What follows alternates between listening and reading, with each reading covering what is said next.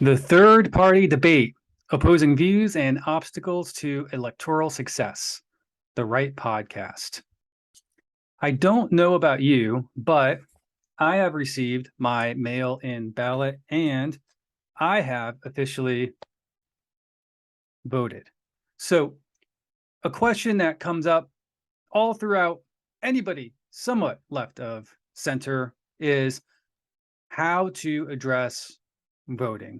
Should we not vote and just simply not partake in this electoral system? Should we vote third party? Should we vote Democrat? Should we write in a candidate? This video is going to discuss pro-democratic voices, pro-third party voices, and look at some of the obstacles that third parties face when it comes to electoral success, ranging from campaign finance reform to just the basic way that the House and Senate function. Let's check it out. Video overview. We'll go through the introduction, which is this. Can third parties even win? Maybe the first thing to address. Is this even possible? We'll talk about campaign finance reform and what that means to the electoral process in the United States. Then we'll talk about what happens if third parties win. You know, if someone gets elected to the House of Representatives or the Senate or the executive branch, could they even govern or make a difference? Then we're going to look at two interviews. One interview from a pro-Democrat voice, one interview from a pro-third party voice, and then we will wrap this up with conclusions. I'm sure that you are all familiar with the cyclical third party debate. This occurs all over social media. This occurs all over traditional media. This occurs all over your interactions with your friends, regardless of what side you fall on. And it goes something like this, right? Some voters are disenfranchised by the party in power. However, the opposing party is equally as bad and offers little to inspire votes. Some voters look elsewhere, such as third parties or write-in candidates. The duopoly of Democrats and Republicans criticize third-party voters for them losing. People vote for one of the major parties after listening to the duopoly, and then some voters become disenfranchised by the party in power. There's some legitimacy to this, and there's a lot of grifting to this. There are people on Twitter, for instance, that make a living just talking about this because it's not necessarily something that's going to end anytime soon, and it's profitable to, make money off of grievance. But there is legitimate grievance in this, and we're going to look at both sides of this.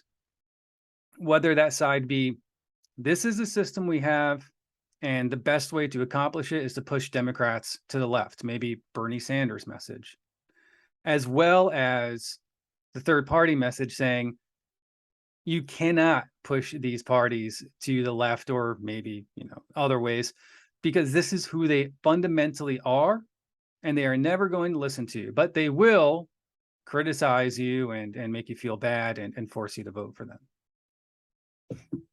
Boilerplate reasons to vote third party. So these are some of the most common reasons, I believe, that people vote third party.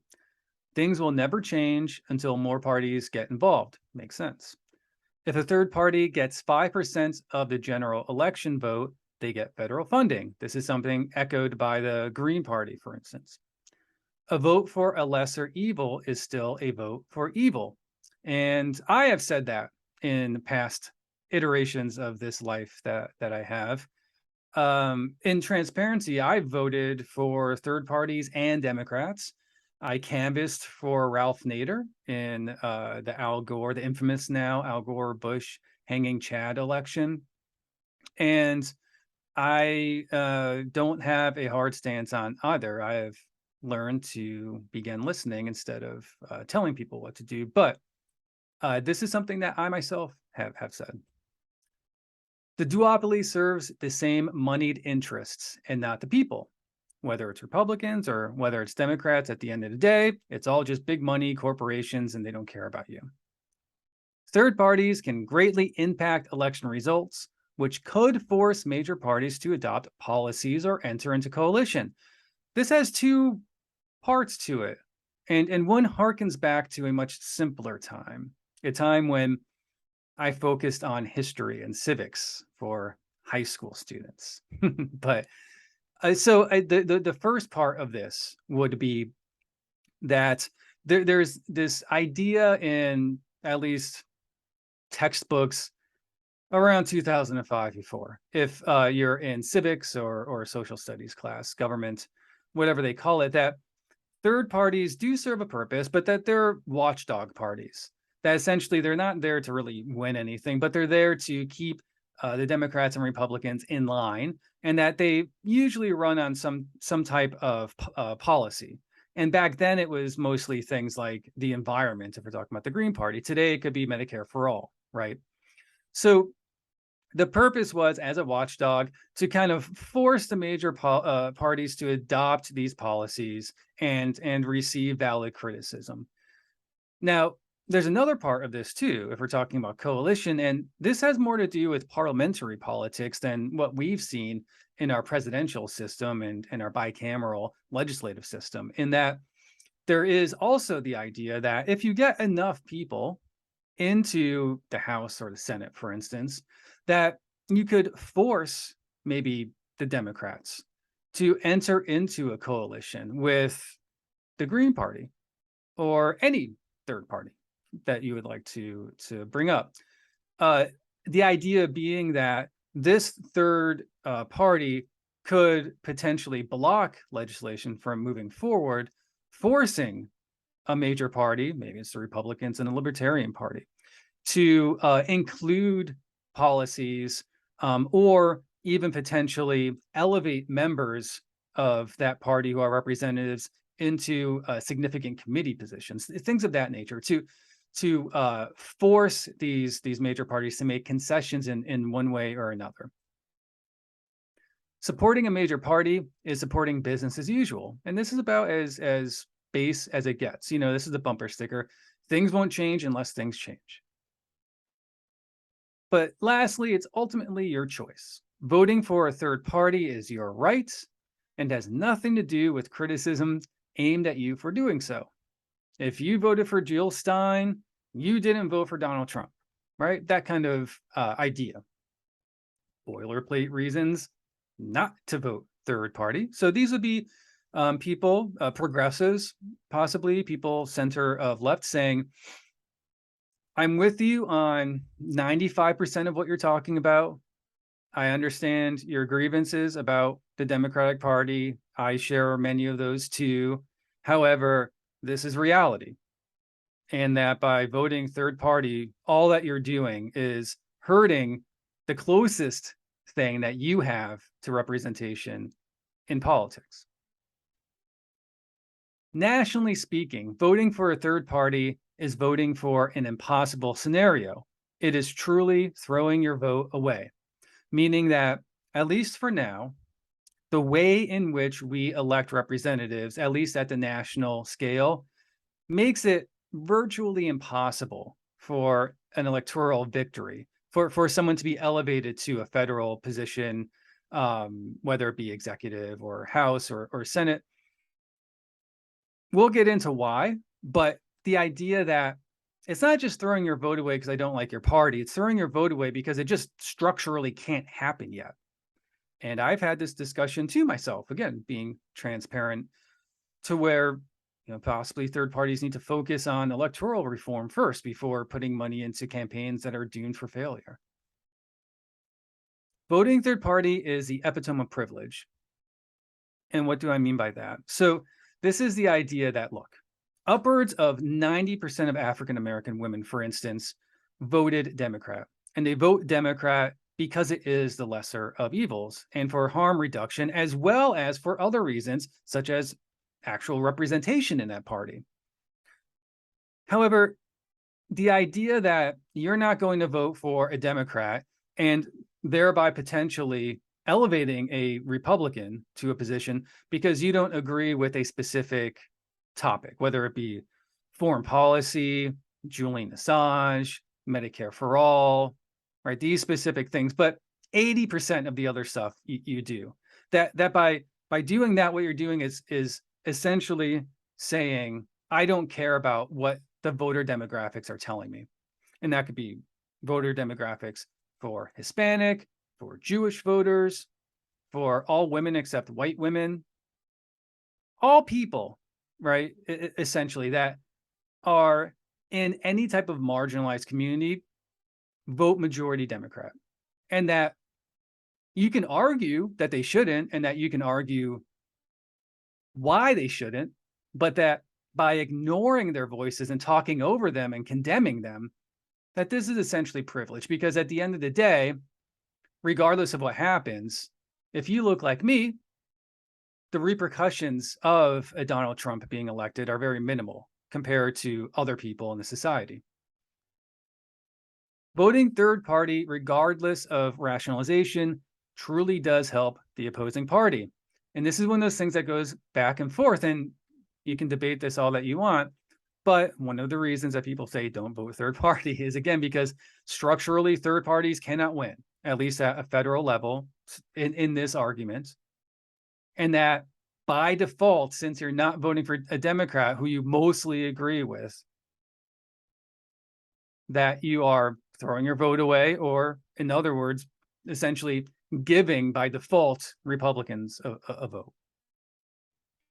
The American system of governance, from election laws to congressional rules and procedures, are rooted in the two-party system. That this is, son, how it's always been, right? And that doesn't make it right, but it makes it true.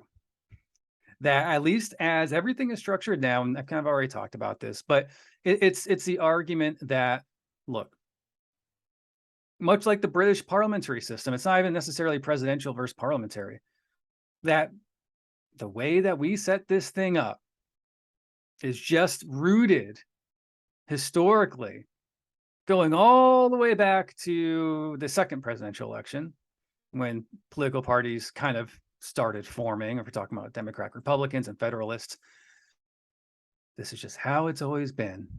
Doesn't make it right, makes it true though.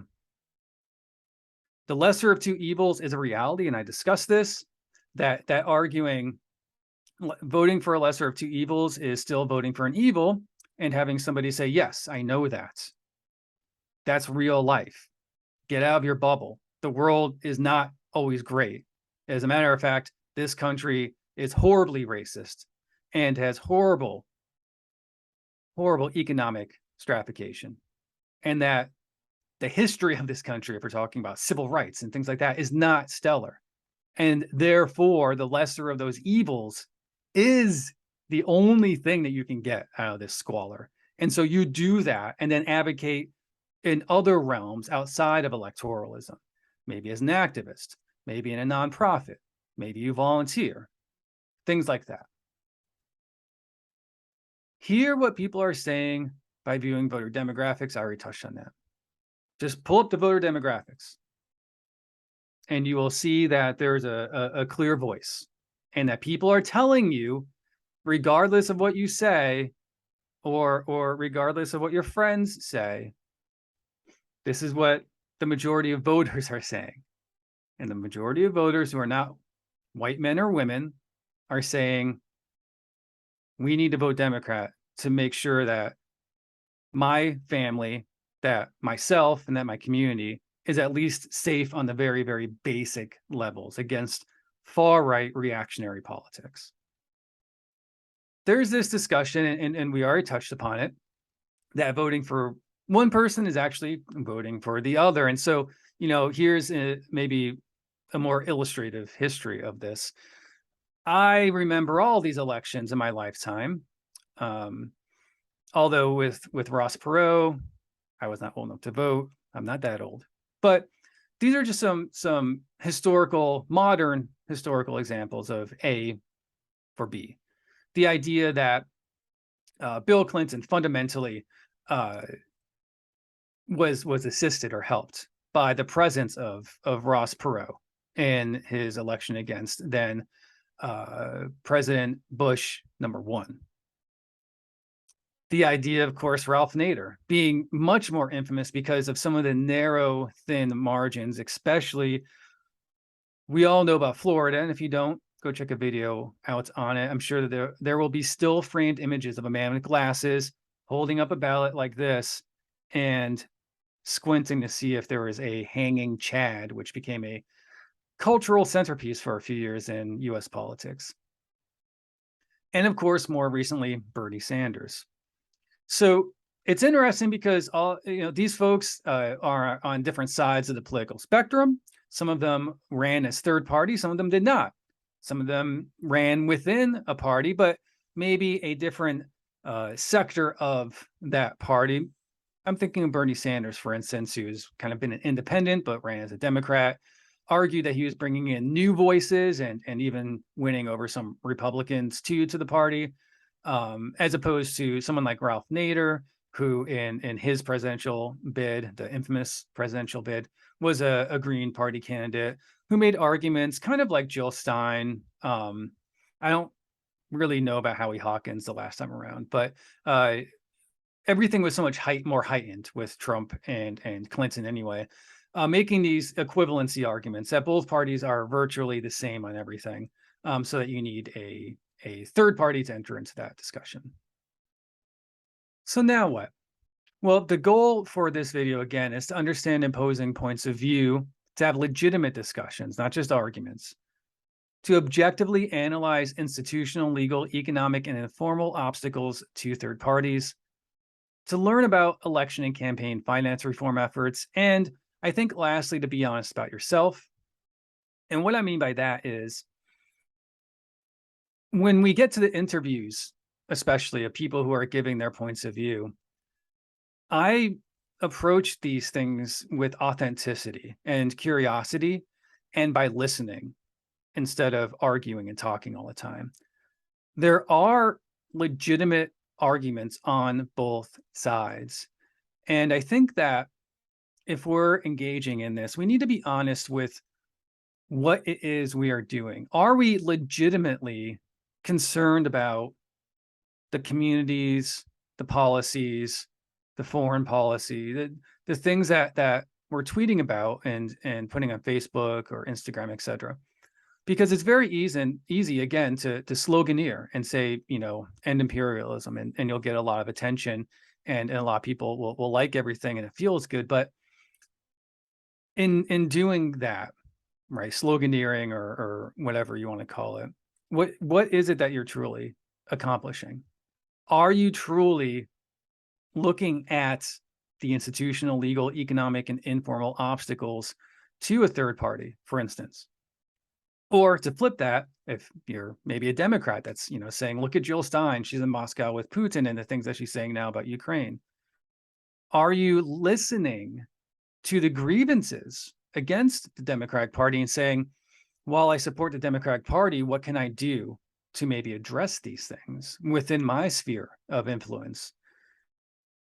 Essentially, are you being authentic, or are you just doing this to argue and have a hobby? And that's harder than I think most people want to admit. Politics has become a sport, and it's always kind of been that way, but with social media, it has definitely gone way that way. And people become very invested with their personal identities and the parasocial relationships that they've created. So are you truly invested in the things you're talking about? Or do you just agree with the things that you're talking about and you're invested in maybe boosting a Twitter a tweet so that more people see it because it feels good when people are liking your stuff and people are trashing someone who disagrees with you in the comment section, and you get that self-validation? What is it that you're really looking for in this? Is this a business model for you? Are you selling a Substack? Are you selling a monetized YouTube channel? Or are you really authentically concerned about the things in which you're saying you are? So now, moving past that introduction, can third parties win? And this is a big topic, right? So if you're going to go out there and trash Democrats, and it's easy, it's definitely something that is achievable, and a goal that you can do and get self-validation for pretty quickly. But if you're going to go out there and say trash Democrats, right? How about some self-reflection and can the third parties even win? There was a time. So there was a time when there were different political parties than those which exist today. It doesn't mean that they were necessarily third parties, although some of them were. It doesn't necessarily mean that they were particularly good. Some of them were reactionary. But it does just go to show that things have not always been exactly as they are today, even going back to the first presidential election, in which there really weren't clear political parties with George Washington. And again, going to this analogy of middle school or high school history or civics, as you're dozing off in the back of the room, looking at laminated posters of presidents and cycles of legislation. There is a narrative that at least used to be common, and I've been out of the world, so I don't know if it is anymore. But this is what the narrative used to be when we're talking about end of the 1800s, early 1900s, industrialization in the United States. And that narrative was essentially this. During the Great Depression, with FDR, Franklin Delano Roosevelt, and his New Deal legislation, the first and the second version, you could say, many of the grievances that were laid out by socialists, communists, other third-party candidates, progressives, especially maybe progressives, that maybe they didn't get everything that they wanted. However, that the New Deal legislation provided enough incentive for people to coalesce around the Democratic Party and all of those other parties that we saw before. However, more specific around late 1800s, early 1900s, Bull Moose Party and things like this existing, that the Democrats were able to take enough off the plate of the numerous third parties that arose from issues of industrialization and industrial labor to essentially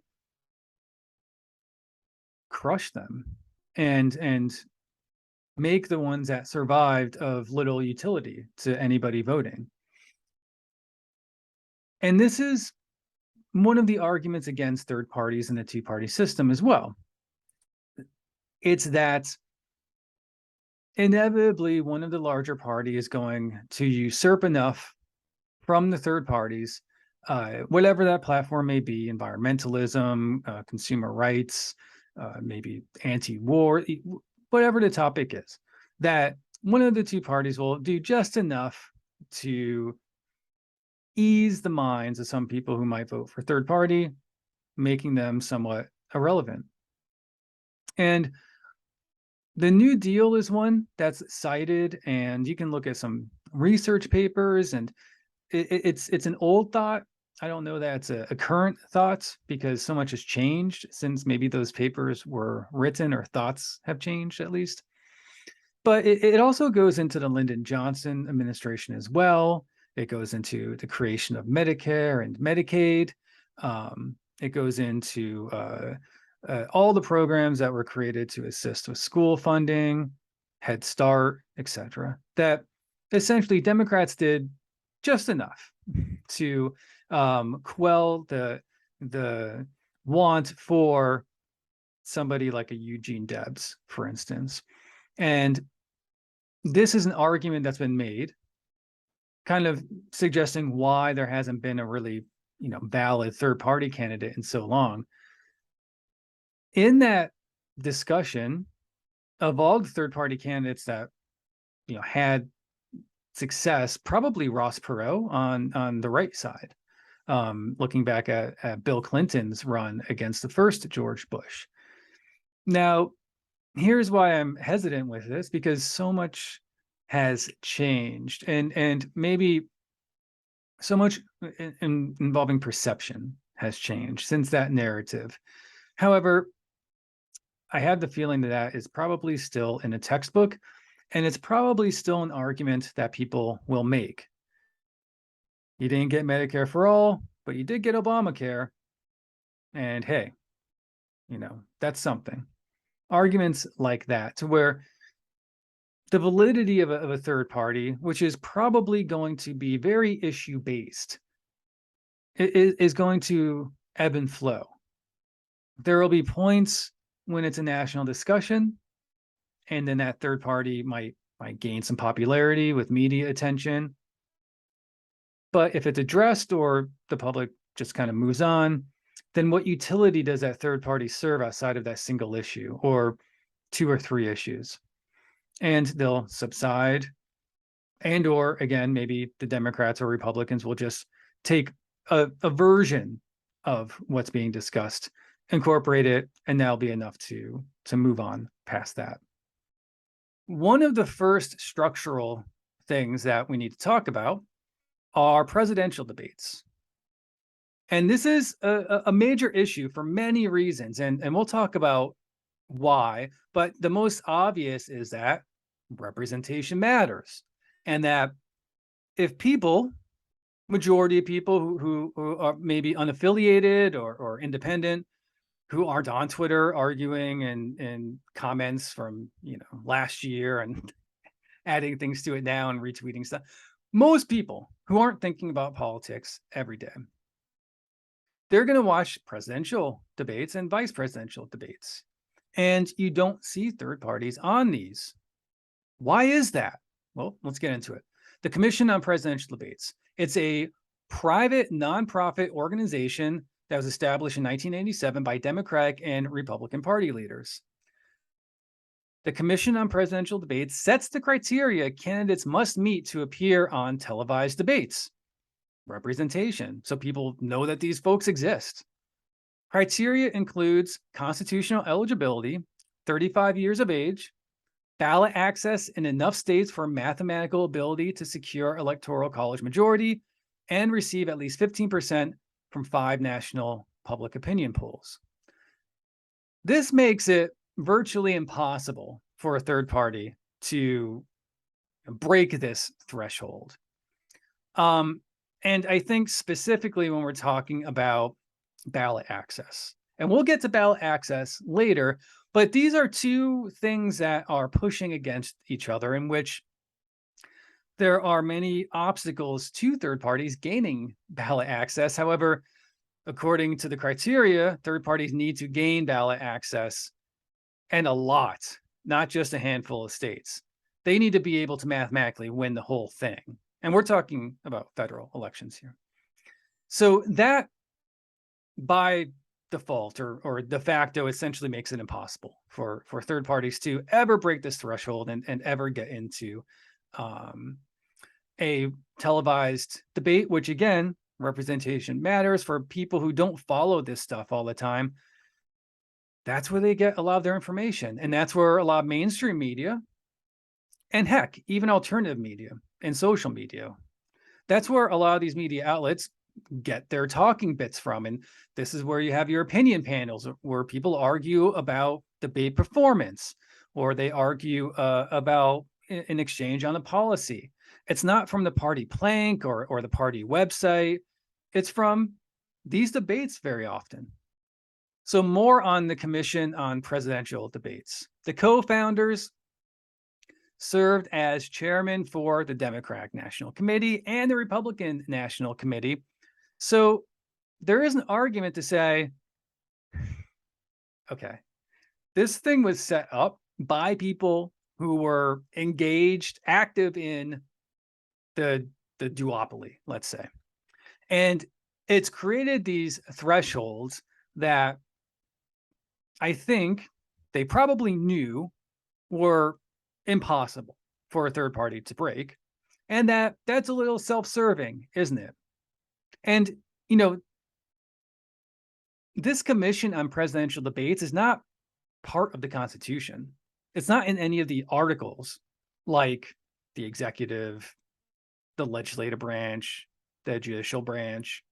This just is something that was made. And nowhere in the Constitution does it say it needs to be there. Since its initial founding, there have been no sitting officers from either major party involved in the organization. So let's be fair. Maybe they needed to set this up. And then since then, they said, look, we know that this is a conflict of interest. And so we're going to say that no sitting officers from either party can be involved. But this is one of the first things that we need to talk about if we're talking about third parties, because again, most people aren't going to be as engaged in politics as probably the people watching this video even, but especially the folks that are really engaging hardcore on social media. And so they're going to get their stuff from mainstream media, and a lot of mainstream media gets their stuff from these debates. And there is essentially a blackout from anybody not in the Republican or Democratic Party. Here we are on the Commission on Presidential Debates website, and I'm on the mission page because I think that this is important to know too. The Commission on Presidential Debates was established in 1987 to ensure, for the benefit of the American electorate, that general election debates between or among the leading candidates for the offices of President and Vice President of the United States are a permanent part of the electoral process. And it goes on to talk about how, like this, the Commission on Presidential Debates, like how this is not in the Constitution, it's also true that down here, general election debates between the leading candidates are also not in the Constitution, meaning that these folks don't need to debate each other. There's nothing that says a president or vice president needs to debate.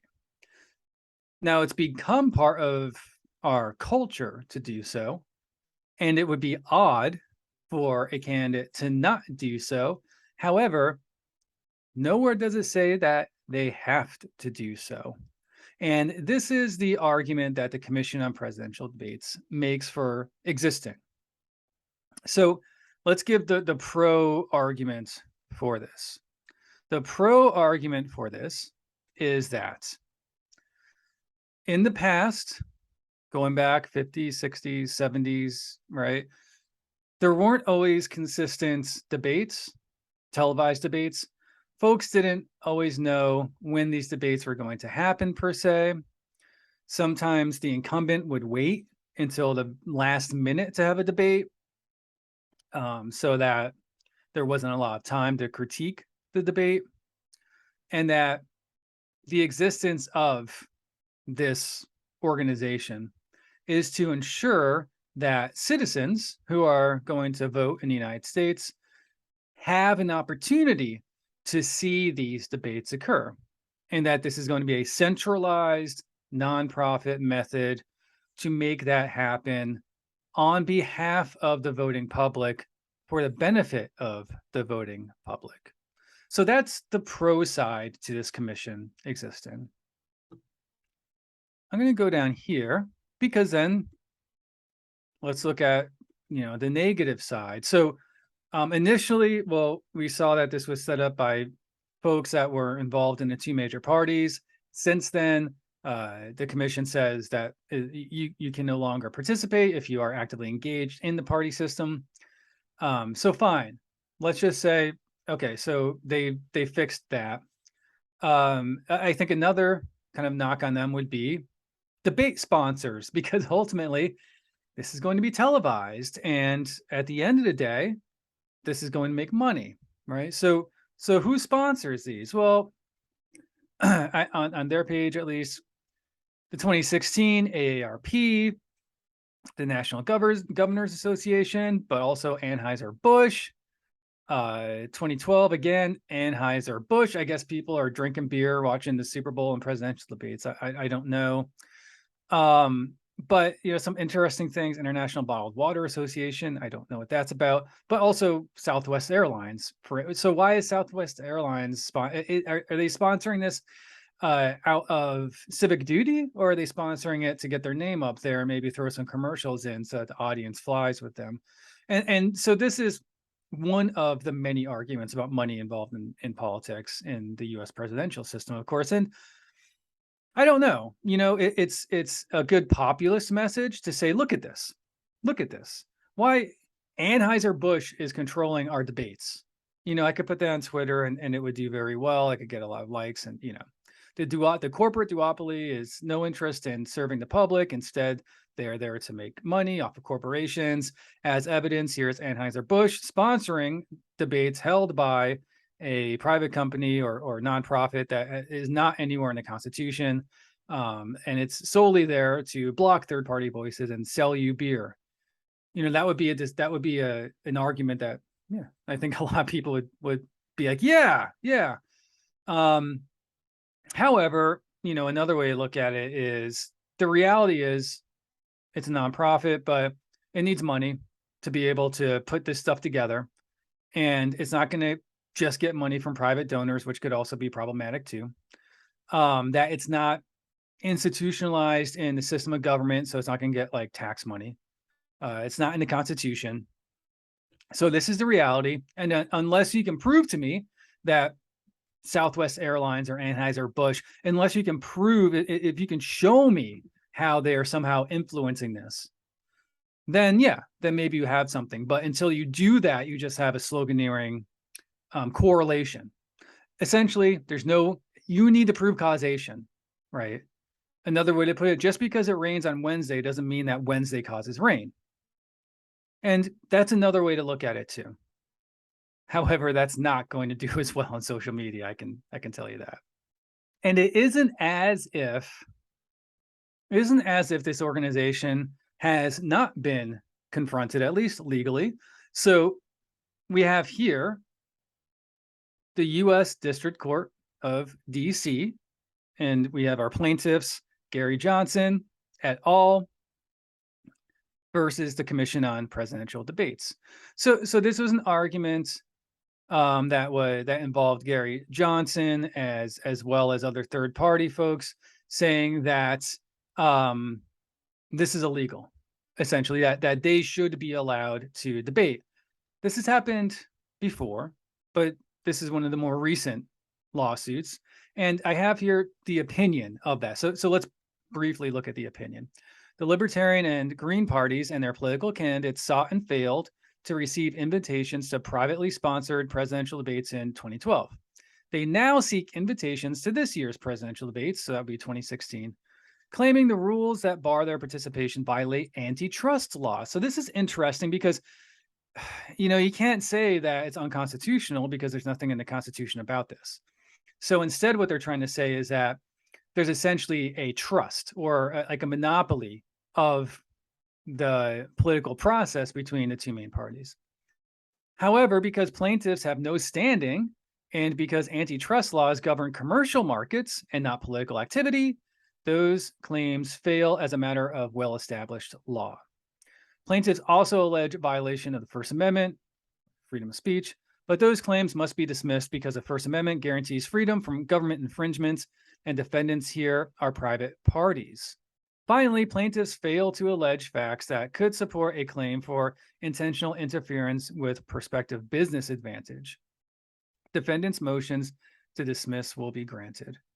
So this went nowhere, and historically, these types of challenges have mostly gone nowhere as well on the federal level. However, there have been some successful challenges on the state level that we'll get to later. But this is specific to the Commission on Presidential Debates. Very clearly an obstacle for third parties.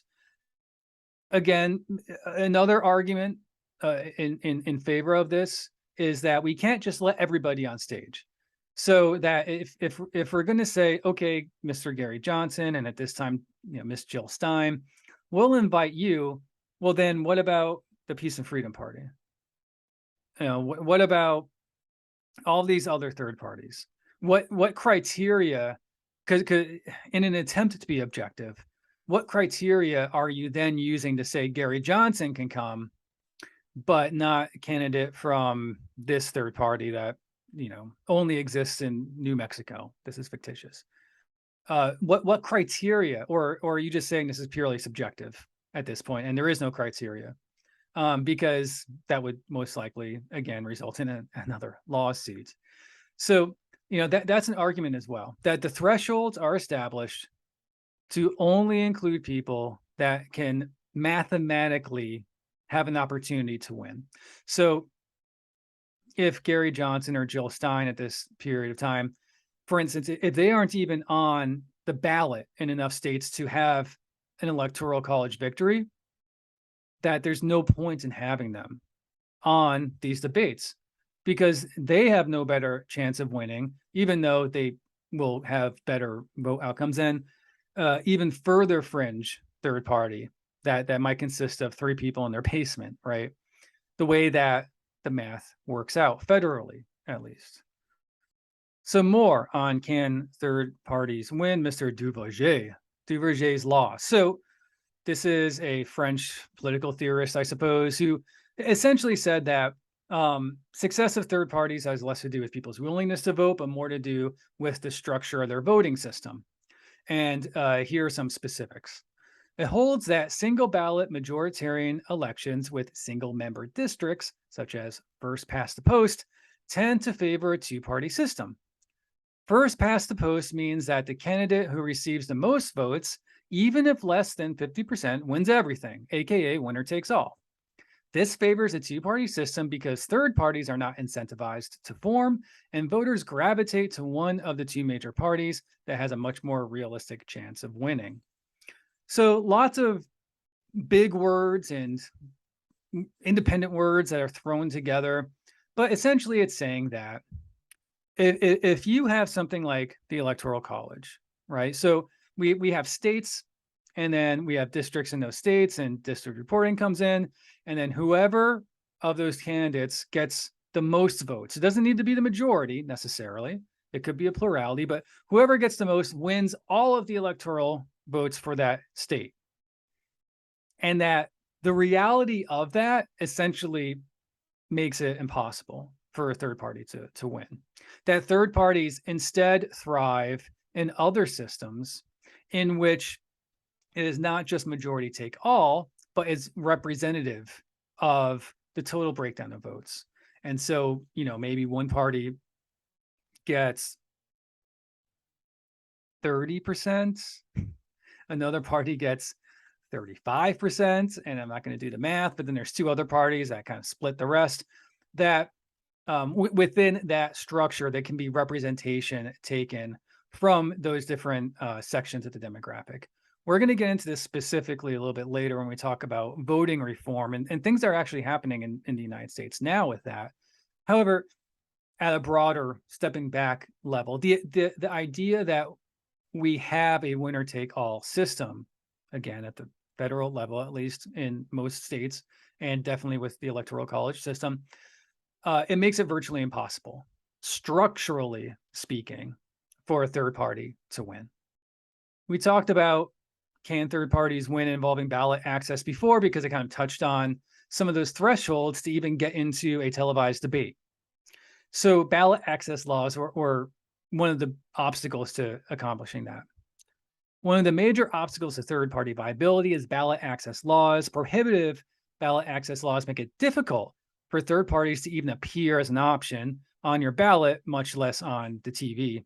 So why not change those laws, right? Because that seems like, well, okay, how about we change ballot access laws, allowing for more parties to possibly achieve electoral success, and then you don't need to sue or change the commission for debates. They would actually meet that threshold, this third party that we're making up, and they would have to be included then in looking at their rules. So why not just change the laws? Well, it's not that easy, and here's why. Article 1, Section 4, Clause 1, Elections Clause. The times, places, and manner of holding elections for senators and representatives shall be prescribed in each state by the legislature thereof, but the Congress may at any time by law make or alter such regulations, except as to the places of choosing senators. What does this mean? There's more to it. The articles are really fun in the Constitution. People know all about the amendments, but they don't know so much about the articles. There's more to this, but what it's saying is this: that constitutionally speaking, it's up to the states to create their ballot laws, right? Ballot access laws. So why is this problematic for third parties? Because it is not as if a third party could try to bring to the Supreme Court, for instance, some type of lawsuit or appeal or something saying that they are unlawfully being excluded from ballots, and therefore there needs to be like a federal level change that would grant them access across the board. Instead, everything is, according to the Constitution, done at the state level. So you have a hodgepodge of different laws and ballot access thresholds, different wording, different rules in many, many, many of the states, which makes it, structurally speaking, very hard if we're going to talk about some type of ballot access reform, because you need to achieve this at the state level across the country. And it's going to be very hard to do so in any type of standardized way, because it's not as if New York or Massachusetts is about to agree with Texas or Oklahoma on this matter, or any matter for that being. And due to that, it's much more complicated, structurally speaking, for third parties to reform ballot access. It's really a state by state proposition. And the two parties do not make it easy when third parties try to address ballot access on the state level. There is a long history of both Republicans and Democrats doing everything that they can on different state levels to block access for third parties. Again, this is why it's so difficult and so complicated for a third party to say, look, we should be on the ballot. This is basic stuff. People should have the right to vote. We should be an option. Because what you're doing is essentially going through this on a state level, multiple lawsuits, multiple courts, multiple laws, multiple rules. And not only is it just a difficult task in general, this all takes money. And third parties just don't have the money that Republicans and Democrats have.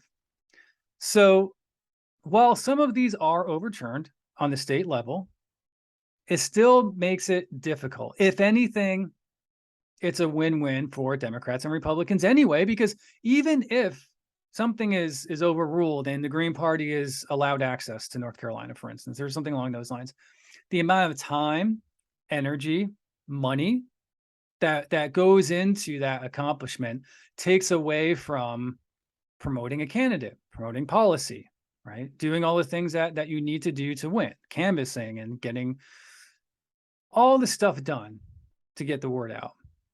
But the better outcome for the two parties is, of course, that whatever state they're in agrees and says, yes, Green Party or Libertarian Party or, whomever party, the modern Whig Party or what have you.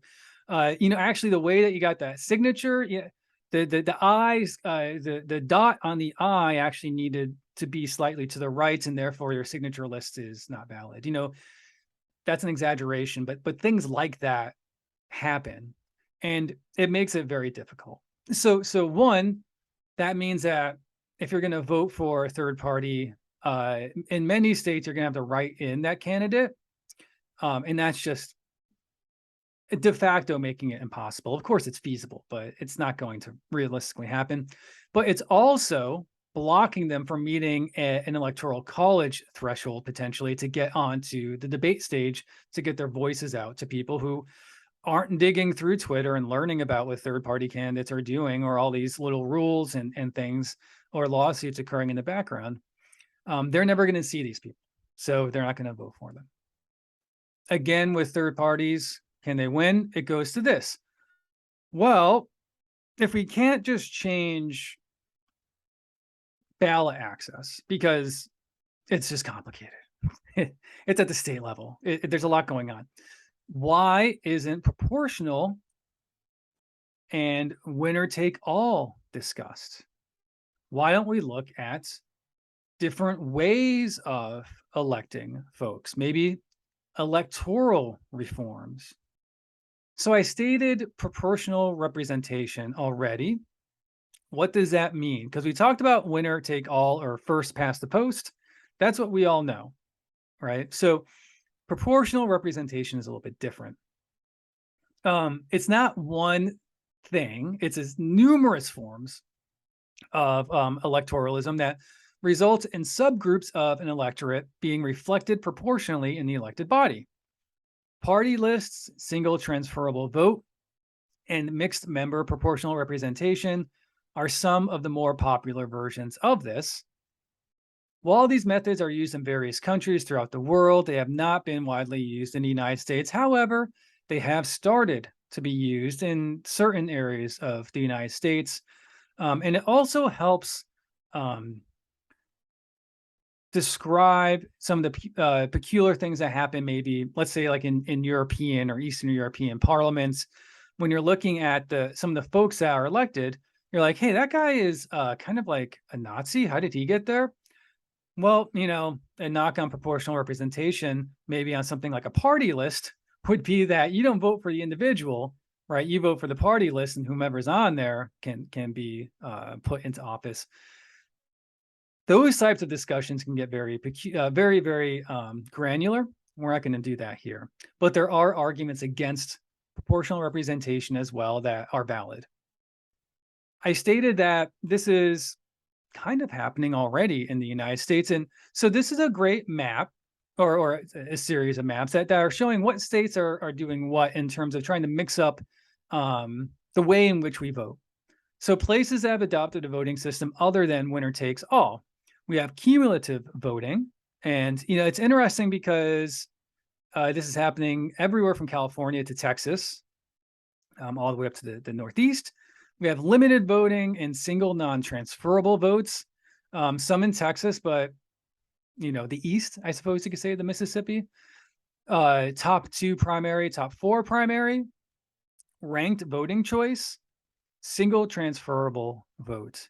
So these are all different iterations of proportional voting, meaning that in one way or another, they are breaking apart this idea of winner take all, first past the post, and that if we go back to Duvaucher's law, that this should hypothetically make it easier or more realistic for third parties to win in these states if we're changing the way in which we're voting. And here is what some of those things mean. So the source on the bottom, that goes for the maps as well that we just looked at. Types of voting systems based on how the general election winner or winners are chosen.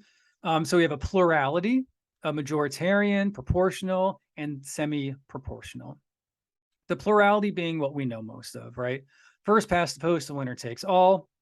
Majoritarian, top 2. So all candidates run against each other in the first round. Top 2 finishers meet in the second round. Ranked choice voting. This is something that I feel like is discussed, that I see more on social media. Voters rank candidates by preference. If no candidate gets a majority, rankings are used to reallocate losers' votes until one does. Proportional, single transferable vote. Voters rank the candidates. Once candidates receive a predetermined quota of votes, rankings are used to allocate seats either at large or in multi-member districts. And then semi-proportional, cumulative, limited, and single non-transferable votes. So these are all just different ideas or ways to introduce proportional voting to what we have traditionally seen in the United States, which is what you could call plurality, I suppose, but winner take all, which again fundamentally goes against, at least in some electoral science, goes against the opportunities for third parties to win. And then that moves us into campaign finance reform. Well, here's the interesting thing about that. You could potentially receive more pushback on this because campaign finance reform could hypothetically or potentially hurt Democrats more than Republicans. Another way to flip this sentence around is that there is a world in which campaign finance reform actually helps Republicans more. So here's a graphic, and it shows major nonprofit groups aligned with the Democratic Party, and there's a very, very large number on top. And then under that, it shows major nonprofit groups aligned with the Republican Party. And there's another large number there too. However, you'll notice that the large number for Republicans is less than the large number for Democrats. And so even a progressive Democrat might argue, why would you want campaign finance reform when that is only going to help Republicans? Because again, third parties, for all the stuff we talked about already, it's assuming that they're not going to win, right? Like let's get real, right? Your third party's not going to win, and the only result in reality is that you're helping Republicans by leveling the financial field, so that when we're talking about ads and all the things that political parties use money for, you're actually assisting Republicans with that, because you're taking away opportunities for Democrats to exceed Republicans in that part of the election. Citizens United. So what is Citizens United? It's a conservative nonprofit group called Citizens United that challenged campaign finance rules after the FEC stopped it from promoting and airing a film criticizing presidential candidate Hillary Clinton, too close to presidential primaries. A 5-4 majority of the Supreme Court sided with Citizens United, ruling that corporations and other outside groups can spend unlimited amounts of money on elections. Well, you might see a lot about Citizens United on social media too, and why this, again, will hurt third parties, because third parties are not going to raise as much as the two major parties, even if you find some wealthy benefactor that's going to help, level that field. But let's talk about what Citizens United really means in terms of how it's being used, as opposed to how the courts framed it in terms of speech. In the court's opinion, Justice Anthony Kennedy wrote that limiting independent political spending from corporations and other groups, including unions, violates the First Amendment right to free speech. With its decision, the Supreme Court overturned election spending restrictions that date back more than 100 years. Previously, the court had held certain spending restrictions, arguing that the government had a role in this to prevent corruption. But in Citizens United, a bare majority of justices held that independent political spending did not present a threat of corruption, provided it was not coordinated with the candidate's campaign. So what the court said was this: if you are a political organization that is not officially part of the campaign, then there's no threat of corruption, meaning that you can raise as much money as you want because there's no conflict of interest, I suppose, in that you're not a part of the official campaign. What ended up happening, however, due to Citizens United, was the creation of super PACs. And they're not just PACs, they are super duper super PACs. So what's a super PAC? A super political action committee, but it's not awesome. It's a special type of political action committee which may raise unlimited sums of money from corporations, unions, and individuals, but is not permitted to contribute to or coordinate directly with parties or candidates. The difference? Traditional PACs have a cap on contributions, but thanks to Citizens United, super PACs do not. Citizens United struck down caps on independent spending by corporations and unions, reasoning that money that doesn't go directly to candidates can't pose any danger of corrupting them. Well, we're here to talk about third parties, not Citizens United, and the argument by the court. There is an argument about free speech. However, it's not necessarily included here, is it?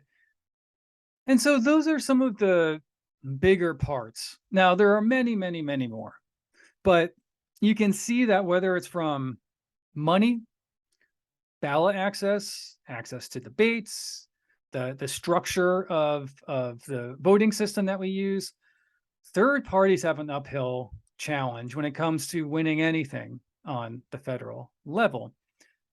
But there's more.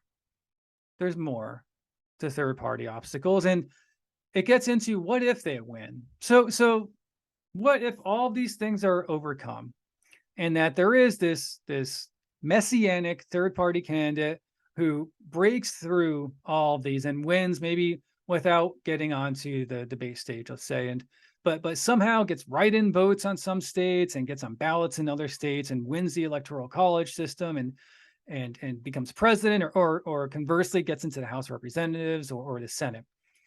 Then what?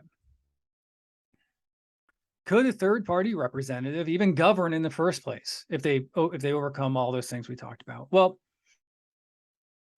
would a bill from the House of Representatives ever pass committee or be put on the legislative calendar to be voted for?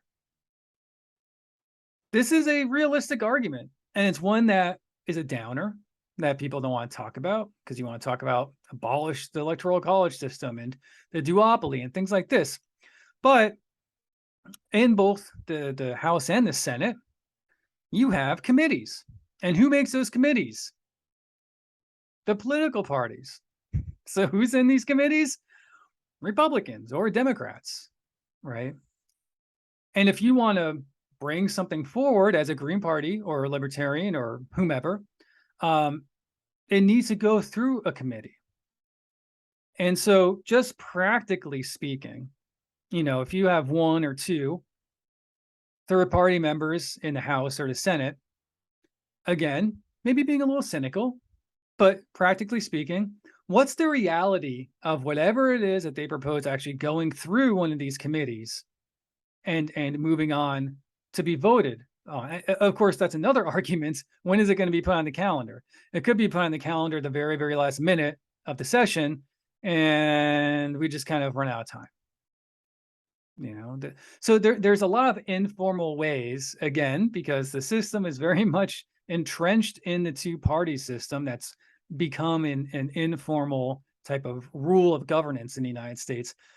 Even if somebody got to the legislative branch, unless there were a good quantity present, they're not going to be able to achieve much of anything, just based in reality. And it's a bummer, right? Doesn't mean you shouldn't vote for them, but this is just something that we need to practically talk about. Another thing could be, okay, well, if all the committees are, based on Republicans and Democrats, then we need to get third party members into those committees. But again, those committees are made up of the majorities, and unless you have a third party somehow smash this two-party system amazingly and get all these representatives from all these different states, they're never going to be in a position to create these committees or staff these committees. And so they're never going to be a part of those committees. And if they're never a part of those committees, it's a long shot for whatever it is that they're proposing to really ever get through those committees. If somehow that happens, it still needs to get voted on, and the president still needs to sign it. And who is the president? President's a member of one of these parties, unless we live in a magical hypothetical. I mean, just being realistic. Conversely, if you have a president that's independent or third party, how is he going to use his or her bully pulpit to advocate for policy when the legislative branch is made up of the two other parties? And you would hope that everyone would work together. But I think that maybe cynically, human nature and the nature of politics, we realize that budgets would get passed to continue funding so the lights don't go off, but there's going to be very little in terms of like what they ran on their plank or their policies that's going to get much attention. Maybe I'm being negative. You can disagree. Here is a nice graphic. Again, I just feel the hug of mom dropping me off so I can go to sleep in the back of the room. Especially if you grew up in a place where it's cold. If you go to school in a place that snows, there's nothing like having to wait for a school bus out in the snow and you get all the snow in your boots and you're just cold and you get into that room with the vents that have lead paint on them and it's just like 150 degrees in that room because they can't figure out how to regulate the temperature because the boiler room is from the colonial days or something. And you are just in that warm comfort and everything is melting off of you and you doze off to sleep thinking about morning cartoons, right? So here's a flow chart for how bills are drafted that probably existed somewhere laminated in a classroom that you attended.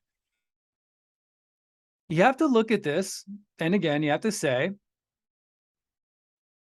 if I vote for a third party person and they actually win, and we already talked about how difficult it is to win, are they going to be able to get a bill through this or no? And that's up for you to decide. It could also be that you don't care, that you representation matters again, right? That you're just voting for a third party person just to get them there, just to have them speak and just be on TV and C-SPAN and stuff, just to have somebody up there, even though they really have no power in terms of committee or they're never really going to draft a bill that's going to go anywhere, but that they being there makes them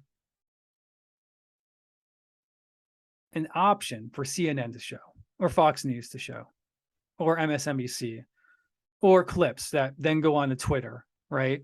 So there's that argument to it as well, that you understand they're not really going to be able to implement what it is that they want to. However, that they being there in and of itself is important. That's an argument that you can make. If you know anything about my videos, you know that they run long. Some of them are upwards of 4 hours. And this is going to be a long one too, but it's going to be a long one in a different kind of way. This is going to be a long one because it's not going to be just me speaking. It's going to be other folks speaking. And so these are some folks that I've met on Twitter who are very politically active. One being here, much more pro-Democrat, but still center of left. And here, being very, very, very third party orientated with, though, I think a good understanding of where people are coming from in terms of arguing on the Democrats' behalf. I'm not going to introduce these folks because they are going to introduce themselves in the discussion, which is coming up now.